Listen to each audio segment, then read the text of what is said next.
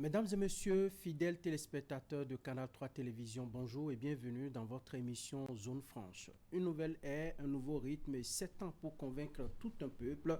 En l'espace de quelques jours seulement, le décor du tout premier septennat de notre ère moderne s'est planté sous nos yeux. 24 mai, l'investiture solennelle du président Romuald Wadaye, la formation immédiate de son premier gouvernement de 24 membres. Et puis l'acte 1 de la méthode Wadaye est tombé ce jeudi avec un premier conseil des ministres aux décisions assez fortes, marqué par un changement radical de rythme exécutif. Continuité managériale ou rupture politique, quelle sera l'identité profonde de la gouvernance du Bénin pour les 7 années à venir? Pour décrypter les contours de ces mutations au scanner de la politique et du droit, Zone Franche reçoit aujourd'hui un homme au carrefour de ces deux mondes. Il est avocat au barreau du Bénin, acteur politique et enseignant honoraire. Maître Bastien Salami, bonjour. Bonjour, cher ami. Merci d'avoir accepté notre invitation. C'est un plaisir.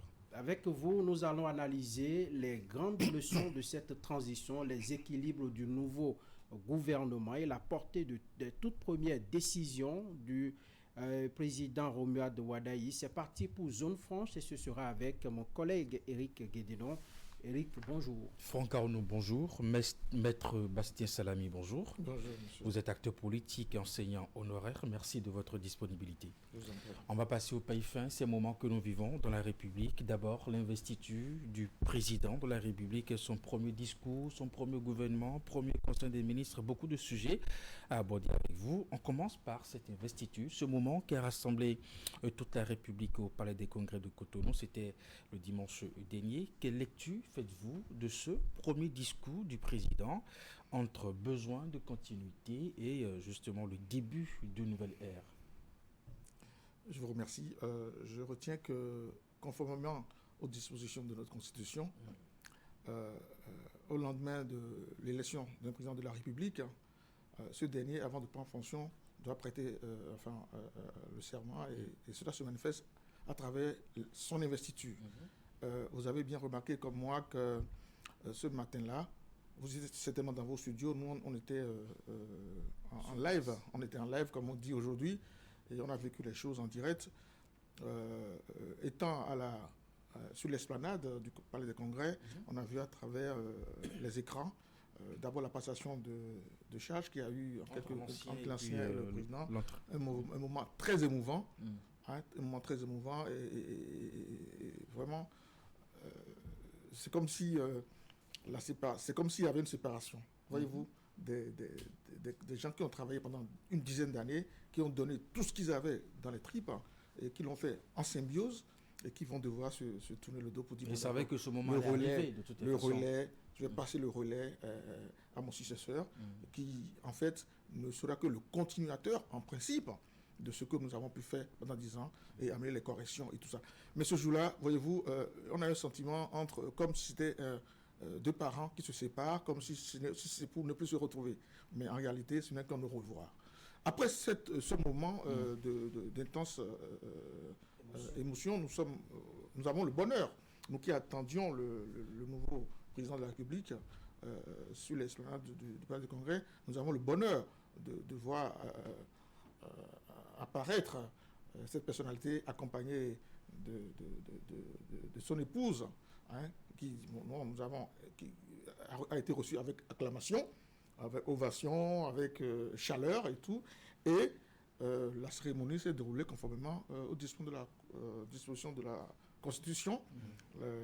La Cour constitutionnelle a reçu le serment du chef de l'État, l'a renvoyé à sa mission et le chef de l'État a présenté son discours.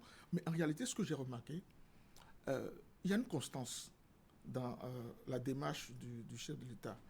Voyez-vous, lorsqu'il avait été investi, ça devrait être le 4 octobre à Parakou, de l'année 2025.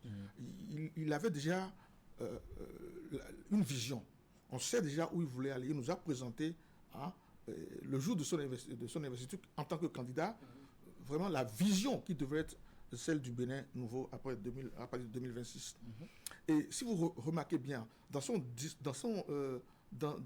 ses discours, je veux dire, dans ses prises de parole pendant la campagne, il n'a pas varié.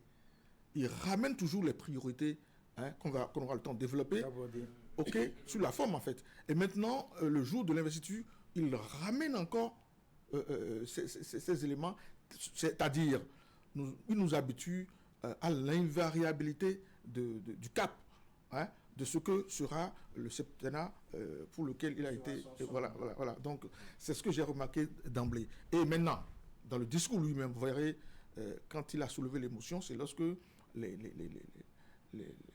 représentants des pays voisins ont commencé à annoncer leur présence, mais il fallait vivre cet événement-là. C'est là que vous verrez que les Béninois, loin d'être belliqueux, nous sommes fraternels.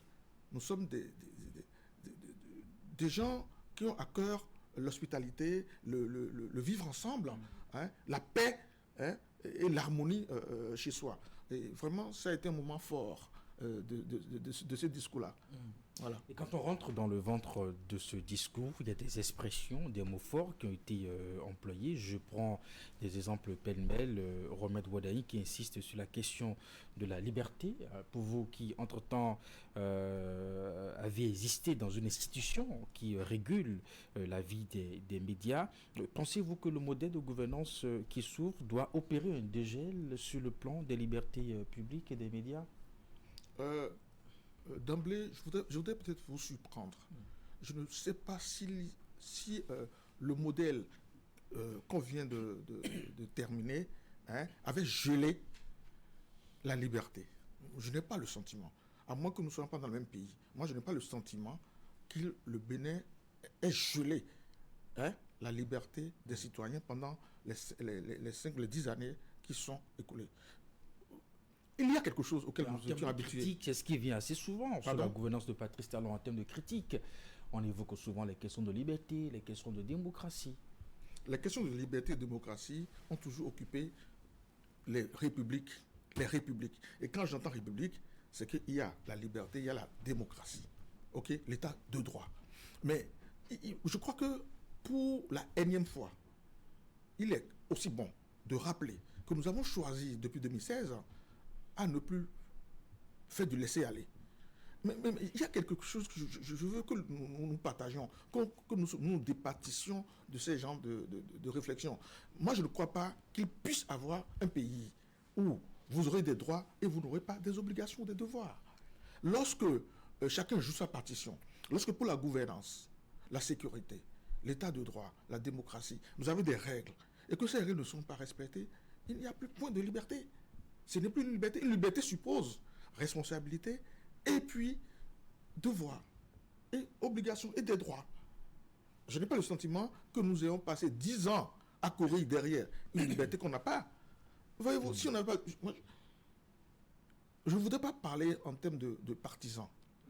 Je parle vraiment en tant que citoyen du Bénin. En tant que citoyen du Bénin, lorsqu'on compare notre pays au Nigeria, d'accord ? Quand on compare notre pays à la Côte d'Ivoire, je ne sais pas si on peut dire que le Bénin sort dernier de la classe. En matière de liberté, c'est pas possible. Nous vivons notre démocratie à la béninoise, c'est ça? Parce qu'en temps, chaque pays construit son modèle. Chaque pays évolue en fonction de son temps. Nous avons mis le cap en 2016 sur des préoccupations majeures, à savoir réformer le pays. Nous sommes des réformateurs, nous sommes des réformistes, nous sommes des réformateurs. Et à ce titre-là, on doit souffrir des changements. Vous savez, tout ce qui a été fait dans le monde de la digitalisation, tout ce qui a été fait dans le monde de du numérique, tout ça a amené le pays à faire des bons qualitatifs. Et c'est ça, c'est pas sans heurts. On ne peut pas aller au développement, on ne peut pas aller à la croissance, d'accord, à la prospérité, tout en laissant aller au désordre. Vous savez, nous avons hérité d'un pays en 2016. Désordre, donc voilà. En 2016, nous avons fait le vœu de dire que nous voulons aller au développement. Et avant 2016, nous regrettions tout ce qui se passait pour dire, mais le pays est ingouvernable. Comment faire pour que restaurer l'État et limiter la corruption? Mais aujourd'hui, nous tendons vers l'éradication de la corruption et des détournements de deniers publics. Parce qu'on a mis en place des structures, des mécanismes qui permettent aujourd'hui de pouvoir réduire la tentation ou l'espace de corruption. Dans tous les cas, nous avons un nouveau président.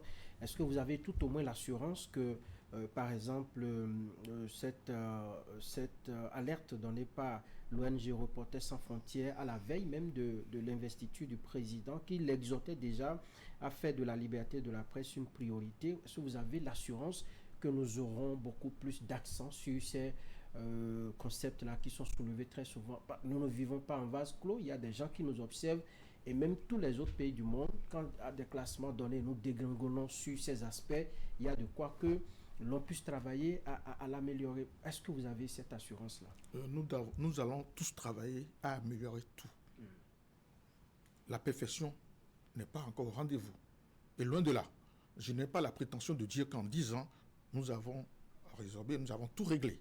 Nous sommes progressivement sur la voie du redéveloppement.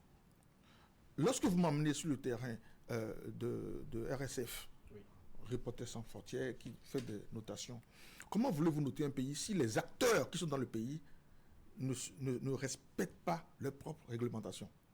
Parce que, voyez-vous, vous en faites cas, c'est vrai, j'ai siégé dans un organe de régulation des médias. Pensez-vous que le fait qu'il y ait un gendarme, aujourd'hui au Bénin, on parle de gendarme, on parle de policier, qu'il y ait un policier au bord de la route, est-ce que ce policier qui est au bord de la route s'attend à ce que l'on commette l'infraction? Non. La présence déjà de ce policier dissuade. Le policier n'est pas là pour dire, bon, comme je suis là, passez au feu rouge, je vais verbaliser. Ce n'est pas là le problème. C'est de dire, ma présence suffit pour. Naturellement, lorsque vous passez outre la réglementation, c'est là que le policier intervient. Voyez-vous, on ne peut pas rester en tant que régulateur, chercher la petite bête à taper sur les doigts qui n'ont rien fait. Encore faudrait-il que les professionnels, je le précise, les professionnels des médias, les activistes, les acteurs des médias puissent se comporter en professionnels. En rendant ainsi les régulateurs presque inutiles. Leur présence deviendrait inutile. De sorte que les notations vont aussi suivre. Pour avoir une bonne notation, il faudrait que nous ayons des professionnels qui respectent la réglementation. Si vous ne violez pas la réglementation, je ne vois pas comment un régulateur viendrait vous sanctionner. On voit bien votre ligne de défense. Donc, si nous avons de mauvaises notes... Je ne me défends pas, j'explique en fait. Si nous avons de mauvaises notes, vous faites un lien à ce que nous avons de très mauvais professionnels des médias. Dans la majorité des cas. Dans la majorité des cas. Et la vénalité dans laquelle se trouve la profession en fait quelque chose. C'est pour cela que les réformes qui ont commencé... je vais finir, je vais vous dire pourquoi. Les réformes qu'on a entamées n'ont pas pu aboutir. Et moi, je loue la présence d'un ministre ou d'une dame ministre aujourd'hui qui est chargée de la communication, qui sera, comment dirais-je, l'interface des professionnels des médias. Voyez-vous, une dame qui du reste était dans le numérique. Vous savez, avec la convergence, aujourd'hui, le numérique occupe une place importante dans la communication. C'est la fin de la galère des journalistes et, disons, le redressement de ce qui peut espérer cela. On peut espérer la fin de la galère, ou en tout cas tendre vers la fin de la galère des professionnels. Quand vous étiez à la RAC, quand vous étiez à la RAC, vous avez mesuré un peu les difficultés des entreprises de presse? Bien entendu, puisque ces difficultés ont fait l'objet d'études d'analyse. On a recensé ces difficultés-là et on a fait des propositions de solutions qui vont voir le jour. Quelle est la thérapie de choc si vous devez faire une proposition aujourd'hui à Madame Aurélie Zoumarou? Quelle est la solution, la thérapie de choc qu'il faut appliquer parce que ça va mal dans les entreprises de presse? Il faut bien faire quelque chose pour les relever un peu. En fait, c'est un problème récurrent et qui n'est pas spécifiquement béninois. C'est un choix à faire.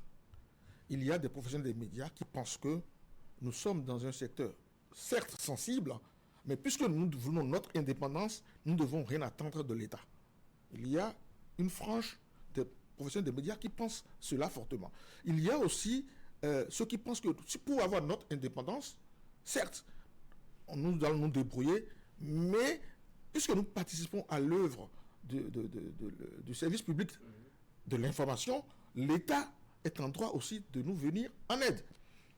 il faut essayer de faire le check and balance et puis choisir le juste milieu. Et je crois que la ministre qui est là, qui connaît très bien ce domaine-là, puisque nous avons travaillé en collaboration pendant toutes ces années-là, est à même d'être l'interlocutrice privilégiée pour pouvoir partager ces difficultés et essayer de proposer des solutions. Des propositions existent dans les couloirs, ne vous inquiétez pas, des propositions existent sur la table. Vous avez loué le retour du ministère de la Communication, vous le dites si bien, mais cependant, quand on supprimait ce département ministériel, on a vu très peu de personnes défendre les journalistes à l'époque. À chaque chapelle, c'est devoirs et obligations. Moi, j'étais dans l'obligation de réserve. Je ne pouvais pas venir en parler.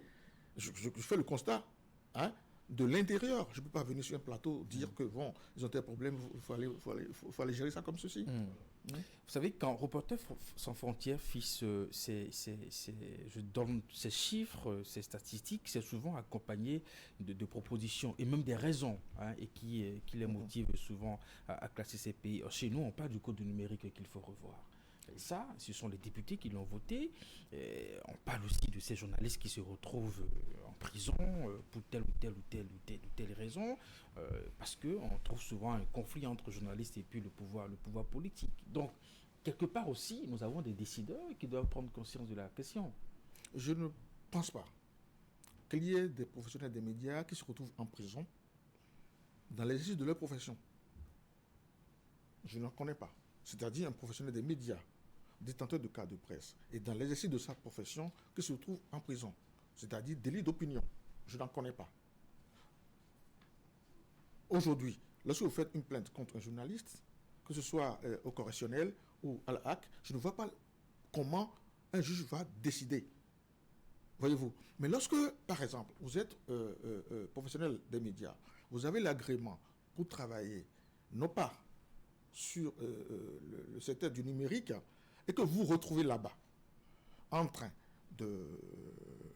d'évoluer, vous sortez de votre cadre dans lequel vous êtes, pour lequel vous êtes autorisé, et vous évoluez, vous n'intervenez plus en tant qu'un professionnel des médias. Vous vous exposez. Voyez-vous. Et le code du numérique s'appliquera à vous. C'est le test. On a l'impression que nous sommes dans les faits là. Soit c'est le code de l'information qu'on vous applique lorsque vous avez la carte de presse là-bas. Puisque aujourd'hui tout est ensemble. Si vous avez un site internet qui vous permet de relayer les informations, vous êtes journaliste bien entendu reconnu par la RAC et tout, vous faites le travail sur le même terrain, dans le même espace, pratiquement. Vous avez dit pratiquement. Pratiquement. Mais il y a une frontière. Lorsque vous n'êtes pas agréé à travailler sur le numérique, vous n'avez pas l'autorisation. Si vous y allez, on vous appliquera le code du numérique. Que ce soit clair, je ne suis pas en train de jeter la pierre aux professionnels des médias. Ce que je voudrais, c'est qu'il y ait une démarcation.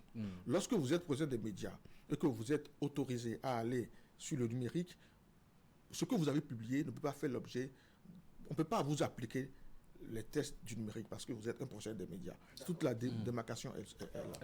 Mais il faut faire des efforts, c'est vrai. Il y a beaucoup à dire sur ce domaine-là. Dans ce premier discours du chef de l'État, il a évoqué ces défis, notamment la question sécuritaire. Et à ce sujet, il a lancé un message à l'endroit de nos voisins qui étaient d'ailleurs présents à l'occasion. Est-ce que selon vous, on assiste à un changement de doctrine diplomatique du Bénin sous la direction du nouveau président de la République ? Je peux vous surprendre. La doctrine n'avait pas changé. La doctrine reste la même. Je ne sais pas si, courant 3 dernières années, on a dit autre chose que ce qui se dit maintenant. On n'a jamais rien dit du tout. Avec les voisins, notamment de l'AES, toutes les démarches, toutes les mains tendues dont vous êtes témoin, illustrent bien qu'on n'a pas changé de doctrine. On ne peut pas vivre en autarcie, on ne peut pas avoir des problèmes en permanence avec nos voisins. Je ne crois pas qu'il y ait changement. Il y a changement à la tête de notre État. Ça peut être une occasion, d'accord, pour revoir les relations de voisinage. Mais la politique du Bénin en tant qu'État n'a pas changé vis-à-vis de ses voisins. Donc c'est là où nous avons un devoir de pédagogie. l'État béninois n'a pas de problème avec les voisins et n'aura pas de problème avec les voisins. De toute façon, s'il doit y avoir des problèmes, ça ne dépendra jamais du Bénin. Et chaque fois qu'il y a la tension, vous voyez qu'on n'hésite jamais à montrer notre bonne foi, hein, même quand on nous accuse comment dirais-je, d'accueillir des bases qui seraient... De vouloir déstabiliser aussi. Voilà. Donc, le Bénin n'a pas de problème. Lorsque vous faites une lecture du verbatim de Romuald Ouadaye, est-ce que c'est des mots choisis et assez forts pour toucher le cœur de ces États de l'AES avec qui, bon, les relations entre-temps ont connu un coup de froid? Il a prononcé des mots. Il dit qu'il faut se mettre ensemble pour relever le défi. Ainsi, c'est une main tendue déjà à ces États. Ça n'a pas changé. Il a renouvelé, il a réitéré ce que ça devrait être et ce que ça doit être. Et moi, je gage que d'ici quelques semaines, les choses s'accélèrent, effectivement. Je gage que... Dans quel sens? Dans le sens, par exemple, d'un déplacement ou Mais ça peut prendre la forme. Moi, je ne sais pas sur un plateau. D'une rencontre. Je ne sais pas sur un plateau que je viens de dire ce qui va se passer. Le chef de l'État élu... On peut analyser les différentes possibilités. On ne va pas rester dans la conjecture. D'accord. On ne va pas rester dans les conjectures. Ce qui est sûr, le cap est franchi. Hein, voyez-vous, les 4 pays sont présentés, enfin les 3 d'abord, et puis d'autres voisins qui sont là, avec le Togo et la Côte d'Ivoire, le Gabon sont représentés et tout. Voilà, la coopération régionale africaine prend son cours à l'international. Allez, on va évoluer, Maître Bastille Salami. Après cette investiture, il y a eu la formation du premier gouvernement du président Romuald Ouadaye. Vous êtes un acteur politique, membre du parti Bloc républicain. Est-ce que votre parti se retrouve dans les choix politiques qui ont été faits? Je ne crois pas qu'il y ait un parti des 3 qui contribue à investir le candidat qui ne se retrouve pas. Parce qu'il s'agit de quoi? Il s'agit de continuer l'œuvre dont nous sommes tous héritiers. Nous sommes tous héritiers du talonnisme. Et je ne comprends pas comment, ou je ne conçois même pas comment quelque chose se ferait contre nous-mêmes. Ce qui se fait aujourd'hui, c'est ce à quoi on a tous contribué. D'accord? Et lorsqu'on forme un gouvernement, dont 7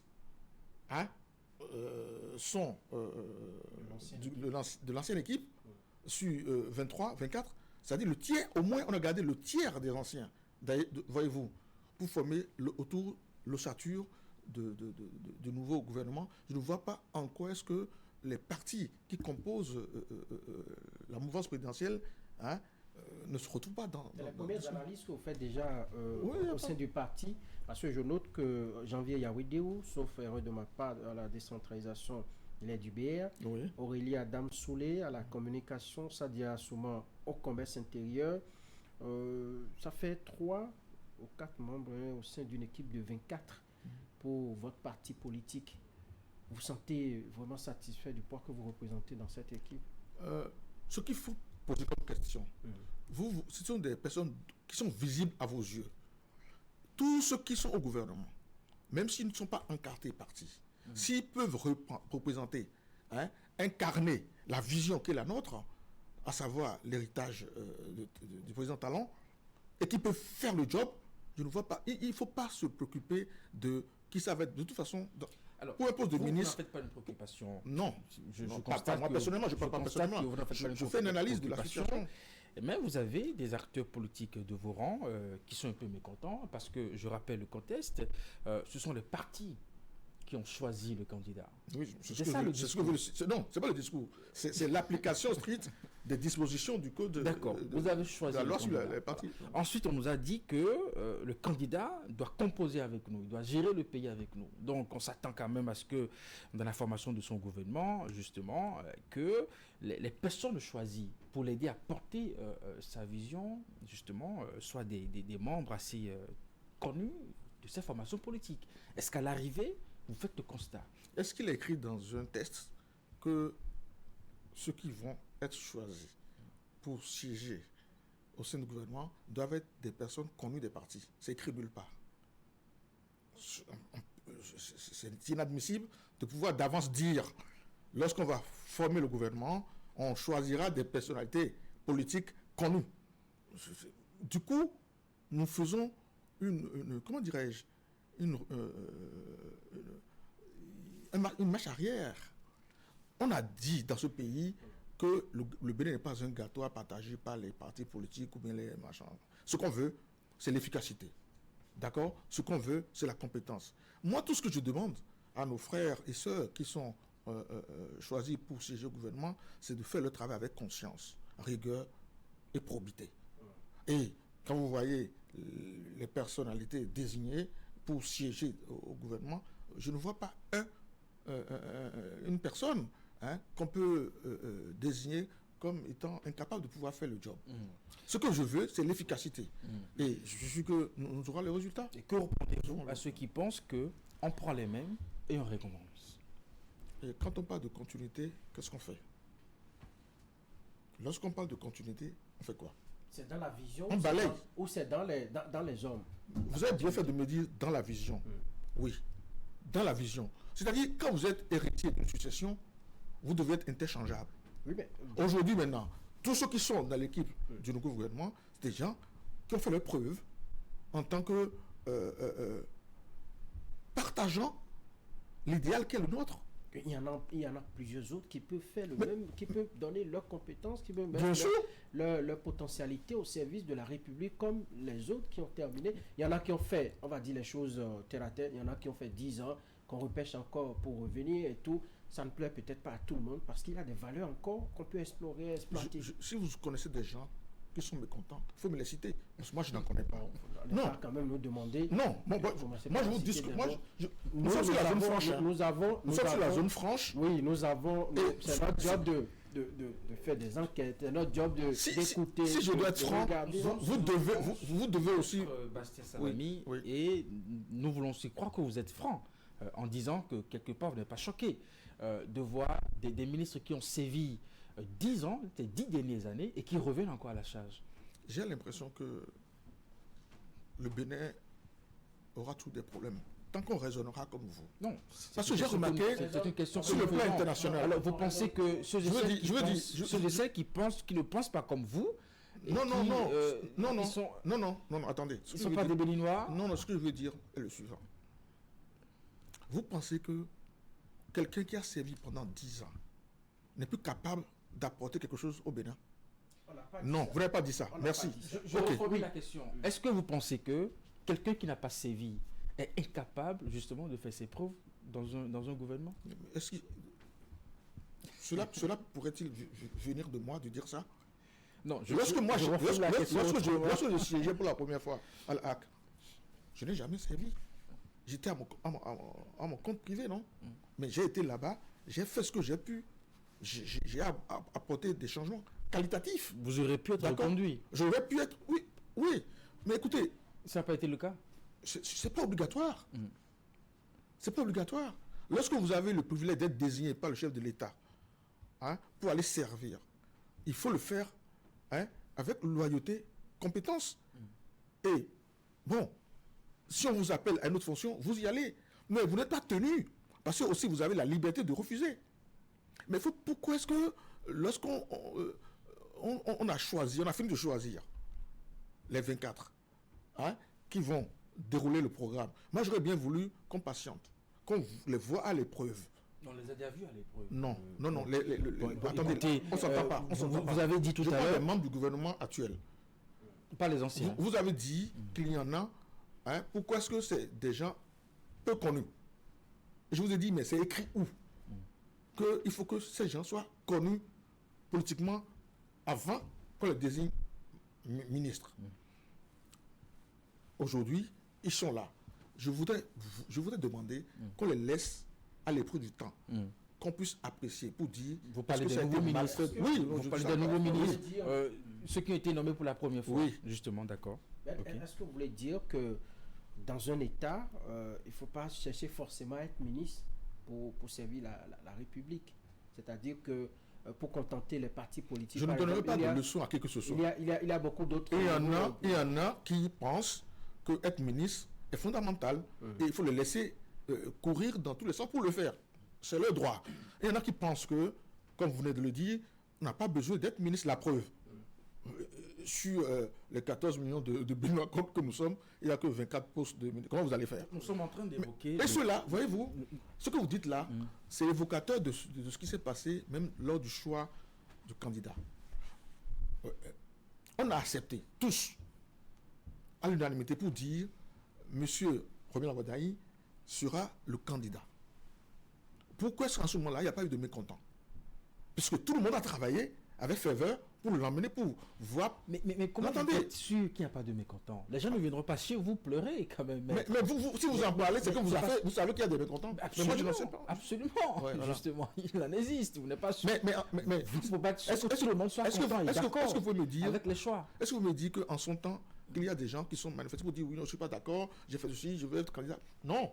La discipline du groupe, voilà, la discipline du groupe a fait, l'a remporté. Après pas là. Et puis, on a fait une belle campagne, d'accord?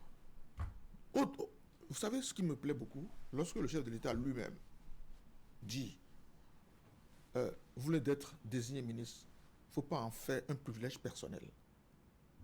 D'accord? Vous êtes serviteur de l'État. Vous allez le faire avec loyauté, avec désintéressement. Ça voudrait dire qu'il se l'applique d'abord lui-même. Il sait que le président de la République, il n'est pas le meilleur de tous les Béninois. Mais les Béninois lui ont fait confiance pour qu'il améliore leurs conditions de vie. C'est ça. Voyez-vous, on lui donne les 7 ans. Ça va vite, hein? On va continuer par scanner Quand je reviens sur le cas des anciens ministres qui ont été sollicités à nouveau pour faire partie de cette équipe gouvernementale, votre logique, c'est qu'il n'est écrit nulle part que quelqu'un qui a déjà sévi peut être encore sollicité. En 2033, vous serez encore d'accord qu'on les ramène? À chaque jour suffit ses peines. D'accord, je vous vois venir. Nous allons continuer par scanner le premier gouvernement. Vous savez, le président Wadaï a confié l'économie et les finances à Aristide Mendenou, un de ses anciens collaborateurs. Il a créé 3 autres ministères délégués financiers, Yenossi, Chaou, Lokosu, directement rattachés au ministre de l'économie et des finances. Pour vous, est-ce que l'ancien ministre des Finances tient à garder une tutelle absolue sur les cordons de la bourse? Est-ce que ce n'est pas un gouvernement sous haute surveillance financière? Votre analyse c'est une question. N'est pas forcément partagée. C'est une question, pas une analyse, c'est une question. C'est une question. Ah, bon, parce que souvent, je fais attention parce que... C'est vous qui analysez, maître, ici. Non, ce que j'en pense, c'est simple. Pendant 10 ans, le ministre des Finances du Bénin, le ministre de l'économie et des Finances du Bénin, pendant 10 ans, était confronté à des réalités.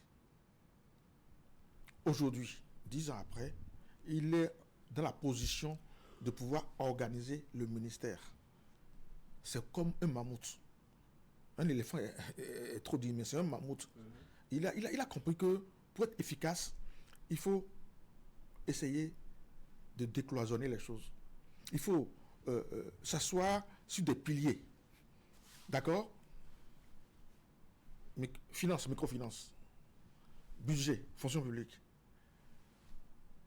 Et trésor, c'est-à-dire la dette, les machins, et puis les recettes, comment faire venir les ressources extérieures et tout ça. Et là-dessus, il met le ministre de l'économie. J'attends. Mais a priori, je me dis, si c'est lui qui l'a fait, hein, déjà, la structuration vous satisfait. Oui, parce que c'est lui qui l'a fait, il n'a pas fait par hasard. C'est que c'est bon. C'est pas que c'est bon. Il l'a fait par hasard parce que, c'est ce que je dis à l'entame, pendant 10 ans, il a été éprouvé, il a vu. Et il dit, mais si c'est comme si vous lui demandez, si vous étiez président de la République, comment pensez-vous organiser le ministère des Finances et de l'économie pour que ce soit plus efficace? Et c'est ce qu'il a fait. Attendons de voir. Attendons de voir si le fait d'avoir décloisonné les choses, d'avoir mis des collaborateurs éprouvés, d'accord, à ces postes-là, pour pouvoir déclencher la construction. Parce que la tâche est énorme. Si on doit lutter contre la pauvreté, si on doit éradiquer... Attendez, non, il y a d'abord la pauvreté, il y a l'extrême pauvreté. c'est l'extrême pauvreté qu'il faut éradiquer. Les pauvres, on ne peut pas empêcher d'avoir des pauvres, mais il faut essayer de lever un peu quand même le niveau des pauvres. De sorte que chaque Béninois ressente effectivement tout ce travail qu'il veut faire là. Il sait que pour pouvoir financer, pour pouvoir accompagner tout ça, il faut jouer sur tous ces leviers-là pour que chaque levier soit performant. C'est ça qui nous permettrait d'arriver à l'objectif que nous nous sommes donnés. Est-ce que de notre côté, il n'y a pas une logique qui, par exemple, voudrait apporter une satisfaction à d'anciens collaborateurs, voilà, à ces postes-là? Il n'y a pas que le ministère pour faire ça. Si c'était le but, si l'intention c'était de satisfaire, il n'a pas besoin de tout ça. Non, moi je crois que c'est beaucoup plus pour l'efficacité que cela a été fait. Maître, est-ce que vous pensez, puisque gérer un État, c'est concilier, disons, politique et peut-être technocratie, tout ce que vous voulez, l'équipe qu'il a bâtie là, c'est une équipe de technocrates pratiquement. Vous pensez qu'il pourra il pourra concilier les deux? Il faut les acteurs politiques également, à l'Assemblée, les partis politiques, mais également des technocrates qui vont apporter des solutions techniques aux problèmes. Mais qu'est-ce que vous appelez technocrate en réalité? Finalement, qui n'est pas technocrate? C'est parce que vous faites de la politique que vous essayez d'être technocrate? C'est parce que vous faites pas de... Attendez. Et c'est parce que vous ne faites pas de manière visible la politique que vous êtes technocrate? Arrêtez. Ce que moi je veux, et ce que je vois qui me fait plaisir, qui me met à l'aise, c'est qu'on n'a pas choisi, par exemple, un agronome pour être ministre de la Santé. On n'a pas choisi un juriste pour aller... c'est très important, non. On en a vu, attendez, dans ce pays qui ne sont pas de leur secteur, justement, qui ont fait leur preuve. Attendez, aujourd'hui, maintenant, c'est peut-être ça que vous appelez la technocratie. C'est le fait de voir un spécialiste rompu à la tâche. Dans son secteur. C'est tout. Mais cela ne fait pas de cette personne un ignare en politique. Non, on n'a pas dit ça. Un technocrate n'a pas la même lecture des choses qu'un politique. Aujourd'hui, ce dont le Bénin a besoin, c'est la politique. Avec moi. Attendez, au Bénin, ce dont on a besoin, c'est la politique ou bien le réalisme. Mais les deux. Non, ce dont on a besoin, ce n'est pas ça. Les policiers sont à l'Assemblée nationale. D'accord. Autant faire disparaître les partis politiques. On ne peut pas gérer. C'est les deux. Non, on n'a pas besoin de ça. Non. Je vous comprends. On n'a pas besoin, besoin de ça. La République n'a pas besoin de partis politiques. Non, attendez. Vous confondez tout. Non, ce n'est pas de la confusion. Monsieur Guédon, vous êtes très bien ce que je veux dire. Si je dis que l'objectif aujourd'hui, c'est de dire, c'est-à-dire, pour occuper des postes. Le vrai problème que vous posez, c'est le même, hein? On revient à ça. C'est-à-dire, pour occuper des postes, il faut forcément avoir milité dans un parti, être visible politiquement. Non. Mais nous vous soumettons la question en tenant compte de notre réalité. Pourquoi pensez-vous que des gens vont dans les partis politiques? On est d'accord que vous connaissez la raison. C'est pour animer la vie politique. Soyons francs, maître. Les gens vont dans les partis politiques, pourquoi? Ils aspirent à être nommés à des postes, à diriger l'État, à diriger des directions. Autrement, vous n'aurez pas de militants. Il n'y a pas que ça. Lorsque vous savez, ceux qui sont en général en politique auraient pu choisir d'aller dans une association, dans une ONG, dans un syndicat. C'est un choix de vie. On ne peut pas, comment dirais-je, on ne peut pas reprocher à quelqu'un. Non, les syndicats ont leur rôle, les associations ils ont leur rôle. Okay. Si je rentre dans une formation politique, c'est parce qu'on m'a convaincu qu'une fois je fais mes classes dans cette formation politique, que vous allez occuper des postes mais c'est le discours que nous attendons. Évoluons. Regardez, est-ce que vous évoluez? Est-ce que vous êtes sûr que ce que vous dites, c'est vraiment la compréhension des acteurs politiques, de nos acteurs politiques? Mais de certains acteurs politiques. Non, ou bien de la majorité, d'accord, ok. J'accorde. C'est peut-être pas votre cas. Je concède que les gens réfléchissent comme ça. Pas votre cas. Allons à l'école des pays du Nord. Lorsque vous avez, même en Chine, allons à l'école des pays qui font exemple. Ne pas pour ayer tout ce qui se fait seulement dans notre... la France, je veux dire, qui est soi-disant notre modèle de démocratie, ou les États-Unis. Ouvrons un peu les fenêtres et voyons un peu ce qui se passe à l'intérieur. Les pays du Nord, les gens ne vont pas servir le pays en ayant en tête des retours pour eux-mêmes. Mais on ne peut faire des analyses que sur l'existant. Ce que dit Eric, c'est qu'aujourd'hui, quelqu'un qui s'engage en politique, il va quand même pas faire du militantisme toute sa vie. Il peut aspirer à des postes de nomination. D'ailleurs, c'est ce à quoi nos politiciens aspirent lorsqu'ils sont dans un parti politique et tout le temps, ils ne sont pas nommés. Vous allez voir, on commence par... Ça évolue maintenant, ça évolue. Voilà, ça évolue. Mais parce que le moment, vous savez, nous en sommes encore là. la même question à un acteur politique qui... enfin, j'observe qu'il n'est pas de la même logique que vous. Et puis, il dit, d'accord, nous sommes d'accord, il faut nommer des gens qui ne sont pas forcément dans les formations politiques, mais est-ce qu'ils savent comment on gagne une élection? C'est encore notre paire de manches. Non, justement, donc vous voulez dire à des acteurs politiques qui ont bataillé, qui ont travaillé pour convaincre nos populations à gagner une élection, et après l'élection gagnée, vous voulez leur faire croire qu'ils n'ont pas leur place à la tête du ministère ou dans une direction technique, ne me dites pas que ou on n'a pas besoin d'eux, ou on n'a besoin que des technocrates. Si quelqu'un vient devant vous dire tenir de tels propos, vous devez arrêter votre émission. D'accord. Donc c'est pas ce que vous dites. Non, si quelqu'un vous dit ça, arrêtez l'émission parce qu'il prend les Béninois pour des idiots. D'accord. Je ne peux pas dire que militer on est dans un parti politique, on milite et finalement ce n'est pas pour espérer servir le pays au plan national. Non. En fait, ce qu'il y a, c'est que chaque époque a ses mœurs. À l'heure où on parle, si les choix qui ont été effectués n'étaient pas judicieux, rassurez-vous, je vous l'aurais dit. Parce que tout est question d'objectifs à atteindre. Et les personnes qui ont été désignées pour atteindre l'objectif, à mon entendement, remplissent les conditions. Ils remplissent tous les casiers pour pouvoir occuper ces postes-là. Et j'aurais bien voulu que nous attendions, ne serait-ce que 2 ans. Parce qu'on a 7 ans. D'accord? Même si 7 ans peuvent vite s'écouler, en 2-3 ans, on verra les résultats. D'accord. Alors, je repose ma question pour votre réponse. Là, on va conclure sur le sujet. Je dis, est-ce que vous avez une certaine assurance qu'il va concilier politique et question de développement, technocratie et tout? La question, elle est légitime. On a vu Patrice Talon qui est issu du privé, opérateur économique. Il a été président de la République. On a vu comment il a managé les acteurs politiques avec sa méthode à lui. Wada, il le fera comment? C'est ce que je veux savoir. Vous voulez que je me mette à dire, voilà la méthode qui va être pour pouvoir, avec les politiques et tout ça. Ça sera fait. Parce que vous savez, nous sommes à quelques jours de la mise en place progressive du maillage. D'accord? Le maillage n'est même pas encore terminé quand se pose la question de savoir si ça va être efficace. Non, le maillage n'est pas terminé. Le maillage n'est pas terminé, mais ça se fait. À la lumière des premières actions, on commence par s'interroger.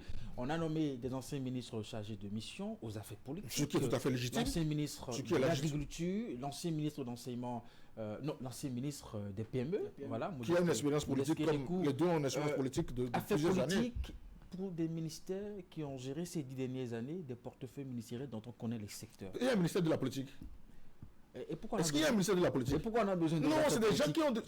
Pourquoi on a besoin d'eux aux affaires politiques? Non, attendez. Non. Il n'y a pas un ministère qui forme à la politique. Mais en occupant des postes, on apprend à devenir politique. Ça, vous allez le concéder au moins ça. En occupant des postes ministériels... Moi, j'ai rencontré dans ce pays des ministres qui ont dit « Ah, moi, je ne suis pas politique, moi, je ne suis pas politique. » Mais qui, en réalité, ne font que de la politique. Je ne vais pas citer des noms. D'accord. Ils sont d'une grande utilité au président. La preuve, ils sont encore conseillers du chef de l'État aujourd'hui. Alors, autre remarque assez frappante dans la composition du gouvernement, c'est le nombre de femmes. Sur les 24 ministres autour de Romuald Wadaye, on fait la part, c'est un cas de l'effectif, 6 ministres femmes. Pour vous, quel signal veut donner le président de la République à travers cette nomination? Le signe de progrès et de l'atteinte de l'objectif d'égalité genre.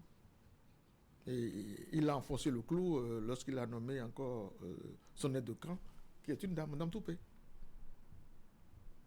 Vous appréciez cela? Positivement. Je prends ça positivement. Et le problème qu'on a en politique, n'est pas seulement limité au gouvernement avec les femmes. C'est généralisé. C'est généralisé. Et les efforts des gouvernements successifs, à savoir encourager les filles à aller loin, encourager les filles, ouvrir la porte aux filles dans les instances, les personnes handicapées, en tout cas ce qu'on pense, les minorités politiques. Hein, on essaye d'élargir leur champ d'action. Moi, je crois que c'est de bon augure. On va évoluer, Franck Arnaud, dans un autre chapitre. Peut-être qu'on y reviendra encore sur quelques détails dans la formation de Et puis une femme, ministre des Affaires étrangères, ça vous a pas fait quelque chose? Non, elle fait une femme, oui, non, mais oui, ce poste-là. Là-dessus, oui. Pour vous... non, oui, c'est quoi la particularité? C'est quoi la particularité? C'est-à-dire que les femmes ne sont pas juste font de la figuration. Elles ne font pas que de la figuration. Elles sont au cœur des prises de décision et de l'image de notre pays. Voyez, toute chose qui me rassure. Ne soyez pas surpris que le ministre la ministre, je veux dire, de la communication, puisse travailler en lien avec le ministère des Arts, de la Culture, du Tourisme. S'il n'y avait pas ce ministère, voyez-vous, il y aurait eu quand même un déficit aussi. Parce qu'aujourd'hui, le pays bénin, la MAC pays, pays des splendeurs, doit pouvoir être vendu. Et avec la présence de cette dame, ministre de la Communication, voilà, on va pouvoir quand même... Il y a des articulations dans ce gouvernement que le temps ne nous permet pas de pouvoir même évoquer. Ces articulations, peut-être évoquons le sujet en quelques minutes. Pour nos observateurs, ça devient un peu plus complexe. De nouvelles dénominations, le tourisme qui a quitté les ailes à la culture pour rejoindre le commerce c'est pour des questions d'efficacité. Extérieur. Encore question d'efficacité. Comment on comprend tout ça? C'est des thématiques. C'est comme, par exemple, le ministère de l'Innovation et de l'IA. Justement. Vous comprenez. Voilà. Et lorsque l'art et la culture se retrouvent, c'est normal. Le tourisme avec l'extérieur, le commerce extérieur, les investissements, c'est des choses qui se tiennent. C'est tout un arrimage. Cette banque de diagnostic fait ces dernières années, pendant les 10 ans qui ont conduit à ça. Tout ce qui se fait, rien ne s'improvise. On a tiré le leçon de tout ce qui n'a pas marché ou a moins marché pour pouvoir faire des thématiques qui sont aujourd'hui retrouvées. Alors, de dimanche à aujourd'hui, disons, beaucoup de choses se sont passées. Nous avons eu le gouvernement de Roméo Douada est le tout premier. Nous avons parlé de son discours à l'investiture. Et puis le premier conseil des ministres qui ne s'est pas tenu le mercredi, mais plutôt le jeudi. C'était férié, justement. Et puis on a eu quelques décisions. Le premier mercredi du mois, désormais, le conseil des ministres se tiendra. Cela a été complété par des comités interministériels qui se tiendront, je crois, 2 fois le mois. Sous Patrice Talon, le rendez-vous du mercredi était un rituel mécanique, même avant Patrice Talon. Comprenez-vous quelque chose à ce changement de rythme? Est-ce qu'il n'y a pas un risque de déconnexion ou un choix? C'est pour un choix d'efficacité de laisser les ministres travailler sur le terrain. Non seulement le nouveau gouvernement a choisi de faire plutôt un conseil des ministres par mois, contrairement à ce qui se fait jadis chaque mercredi. C'est une tradition de la République. Comme on dit, qui n'a jamais fait tomber la République. La tradition, c'est le maintien d'une expérience qui a réussi. Parce que le mot tradition, c'est ça. Le fait de dire tradition, ça veut dire que c'est une expérience qui a réussi. Donc on peut se poser la question de savoir. Oui, ça produit toujours des effets, non? Non, non, ce que je veux dire, votre collègue a parlé que c'est une tradition. Et je dis il faut faire attention aux mots qu'on utilise. Effectivement, si c'est une tradition, donc c'est une expérience qui a réussi et on a maintenu. Et c'est ça la tradition. Et maintenant, on se pose la question de savoir pourquoi subitement quelque chose qui était une tradition reçoit un coup de frein et peut-être une réorientation. Cela participe de la vision de l'expérience que les anciens de ce gouvernement ont effectué, n'est-ce pas? De dire, mais a-t-on besoin de te retrouver Conseil des ministres? Est-ce que cela ne représente plus, ne passe pas comme du folklore? Est-ce qu'on a... Attendez, non, c'est des questions. C'est des questions que je me pose. Est-ce qu'on a besoin de se retrouver, se réunir tous les mercredis? Parce que quand on dit un conseil de ministres, c'est des préparations. Avant que le conseil ne tienne le mercredi, il y a un travail qui est fait en amont, n'est-ce pas? Et toutes les semaines, à faire ça. Moi, je veux croire que l'analyse qui a été faite, c'est de dire, mais on n'est pas tenu d'organiser chaque semaine. C'est comme on vit pour le conseil des ministres. J'analyse, cela n'engage que moi.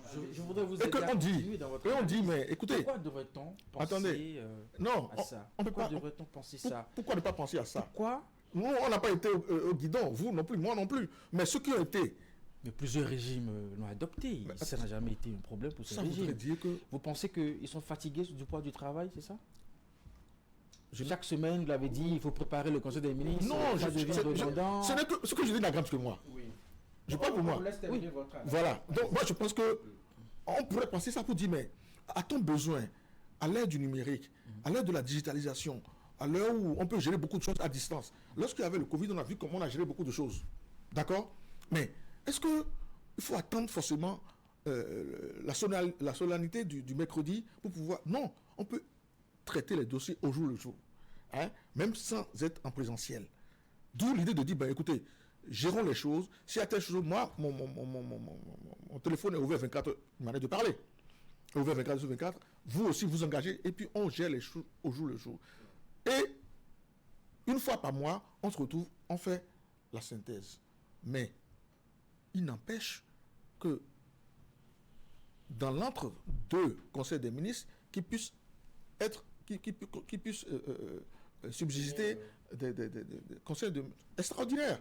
Ce qui revient à dire, pour le principe, c'est un conseil de ministres par mois. D'accord? Pour l'exception, il peut y en avoir 2 ou 3. Voyez-vous? Donc, tout ceci participe de la bonne gouvernance, de la bonne maîtrise des dossiers de l'État et non je ne crois pas que quelque chose soit fait de manière fantaisiste dans cet État-là. Il n'y a pas de place à ça. Il n'y a pas de place pour ça. De quelqu'un qui a commenté le sujet, qui a pensé qu'on est en train de banaliser les règles de la République et que les dossiers de l'État sont tellement sacrés et sensibles en un mois, c'est trop long. C'est trop long. C'est une vue de l'esprit. Oui. Et j'ai une vue de l'esprit et je laisse à la personne qui a eu ce commentaire la responsabilité de... Bon, vous savez, on ne peut jamais faire l'unanimité dans la République. Mais pour des questions de la République, il faut les traiter, comme vous venez de le dire, avec célérité. Avec célérité. Et que sous le feu de la lampe, on n'a pas forcément besoin d'être en conseil des ministres toutes les semaines. À l'épreuve. Et puis si demain on fait plus de conseils extraordinaires qu'avant, ça reviendra quand même. Et puis, n'oubliez pas qu'il y a aussi les comités de cabinet. Il y a les conseils de cabinet qui peuvent se tenir sur des thématiques bien définies, plutôt que de rassembler tout le staff du gouvernement, je veux dire. Alors, les mots de Wadaï ont été très forts et ça a été commenté par plusieurs internautes, ça a été commenté par des observateurs. Il a exigé pratiquement la sobriété, l'intégrité, l'exemplarité. Voilà des ministres qui sont nommés, on leur demande d'être sobres, intègres, exemplaires. J'ai l'impression que le président de la République n'a fait qu'un rappel, parce que déjà avec le président Patrice Talon, les ministres ont déjà pris ce pli-là. Et je crois que c'est ça qu'il leur demande de faire, comme par exemple. Plutôt, il crée un relâchement éthique ou des dérives de la part de sa propre équipe. C'est toujours bien de rappeler ça. C'est toujours bien de rappeler ça. L'éthique, vous savez, l'éthique doit être au centre de tout. C'est ça. Et vous n'êtes pas sans savoir que nous sommes en train de former des Béninois d'une nouvelle génération. Des Béninois très pointus dans leur domaine. C'est-à-dire, vous ne prenez pas un ministre, c'est un exemple en fait. Le ministre doit servir d'exemple. Lorsque vous prenez un ingénieur agricole, il doit être... On ne doit pas le prendre au dépourvu dans les questions de développement de chaque filière, par exemple, que ce soit dans l'élevage, que ce soit dans l'agriculture, que ce soit même la complémentarité avec ce qui doit être importé ou exporté. La production qui doit être locale, qui doit être faite pour l'exportation. C'est des questions. Il faut que chaque ministère ait à sa tête des gens rompus à la tâche pour pouvoir conquérir le marché international et satisfaire la dernière minute de cette émission, Eric. Oui, Franck Arnaud, je pense que nous sommes en train de finir cette émission. Maître Bastien Salami, qu'est-ce qui va concrètement changer avec cette équipe que vous défendez si tant, avec beaucoup d'énergie dans la vie de nos concitoyens? Ce qui va changer, c'est les objectifs que le chef de l'État a fixés. À savoir, pauvreté, éradiquer l'extrême pauvreté, réduire la pauvreté et continuer à se battre pour gagner des marchés au plan international pour pouvoir, afin que cela puisse ruisseler sur chaque Béninois que nous sommes. Et c'est dans tous les domaines. Dans tous les domaines. Lorsque le chef d'État vous dit que le Bénin sera le hub en matière de technologie, c'est prenable. C'est à notre portée. Dans 3 ans, nous allons vendre la technologie. Mais c'est fait. Dans 4 ans, dans 5 ans. Je suis fier d'être béninois. Vous en êtes convaincu? Je suis très. De toute façon, je vous ai dit quelque chose. Vous êtes fier aujourd'hui d'être béninois? Je répète. Toujours été. J'ai toujours été béninois parce que je n'ai pas choisi de rester. Je suis franco-béninois, mais je ne suis pas resté. J'ai choisi d'être béninois. Vous avez compris? Non. Nous sommes aujourd'hui en train de parfaire. Parce qu'en 10 ans, on a essayé d'améliorer les choses. Nous tendons vers la perfection. Et cette perfection-là est inéluctable. Et l'équipe qui est mise en place est une équipe qui nous permettra effectivement de réaliser l'atteinte de cette perfection. Alors, si vous devez dessiner dans la tête des Béninois ce que sera le Bénin dans 7 ans, pour terminer, ça c'est votre conclusion. Je vous remercie. On a rêvé. On a cru à notre rêve. On a posé les bases, les fondamentaux. D'accord? Aujourd'hui, nous sommes en train de réaliser le rêve. Et ce rêve-là, c'est de voir chaque Béninois continuer d'être fier, d'être performant, d'être la lanterne de l'Afrique et du monde. Ça va se faire. Bastien Salami, il est avocat, acteur politique et enseignant honoraire. Il a bien voulu nous accorder un bout de son temps pour parler de l'actualité. L'actualité, vous le savez, c'est l'investiture, c'est le premier gouvernement, le premier conseil des ministres et puis la marque du nouveau pouvoir face aux défis du septennat. Merci Eric, merci Maître Bastien Salami. Ça va très vite. On va vous retrouver très prochainement. Il y aura beaucoup à dire en 7 ans. Vous aurez tout le temps de repasser par ici. Chers téléspectateurs, merci.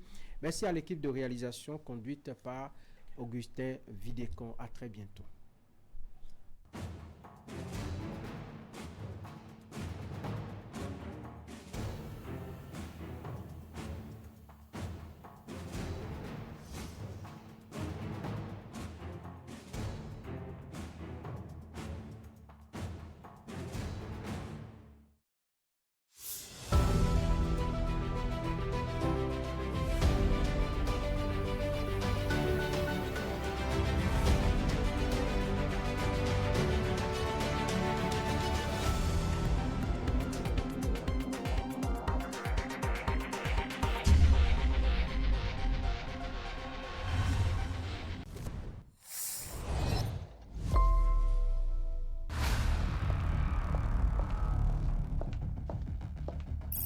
Bonjour madame, que puis-je pour vous?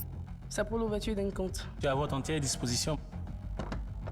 Je parle de beaucoup d'argent. Ah, dans ce cas, je vous conduis chez monsieur le directeur. Ok.